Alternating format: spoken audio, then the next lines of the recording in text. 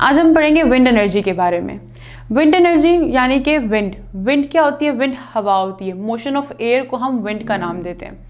अब जो ये विंड है ना, ये टेम्परेचर के ऊपर बहुत ज़्यादा डिपेंडेंट होती है। यानी कि विंड दो तरह की हो सकती हैं, या तो ठंडी हवा होती है तो गर्म हवा होती है। और टेम्परेचर क्या होता है, डिफरेंट जगहों पर डिफरेंट टेम्परेचर हम देखते हैं, हमें मिल सकते हैं। उसके अलावा जो विंड है ना, ये हमारी सन एनर्जी की वजह से कॉज होती है, और इसकी जो मूवमेंट होती है ना, वो हाई प्रेशर से लो प्रेशर की तरफ होती है। अब विंड पावर से क्या मुराद है, या फिर विंड एनर्जी से क्या मुराद है? अब लोगों ने क्या सोचा कि वो विंड मिल्स या फिर जो विंड टर्बाइंस हैं उनको लगाएंगे।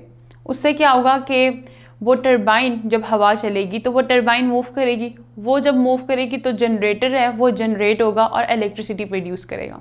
लेकिन जब विंड रुक जाएगी तब वो टर्बाइन मूव नहीं करेगी, और टर्बाइन मूव नहीं करेगी तो जनरेटर भी चलेगा नहीं, और फिर इलेक्ट्रिसिटी भी नहीं प्रोड्यूस होगी, तो फिर ये पावर स्टेशन फिर वेस्ट चला जाएगा। इसीलिए उन्होंने काफ़ी ज़्यादा सोचा और इस नतीजे पहुँचे कि अगर तो आप इसकी मतलब विंड पावर को एक उसकी मतलब कंस्ट्रक्शन करवाना चाहते हैं तो उन जगहों पर करवाएं जहाँ पर जो विंड है वो काफ़ी तेज़ हो, और दूसरा रुके मत। यानी कि एक फ्लो में विंड हर वक्त चलती जाए और एक प्रेशर से चले, तब इलेक्ट्रिसिटी हर वक्त मतलब जनरेट होती जाएगी। वरना जैसे ही विंड रुकेगी वैसे ही इलेक्ट्रिसिटी जनरेट होना बंद हो जाएगी।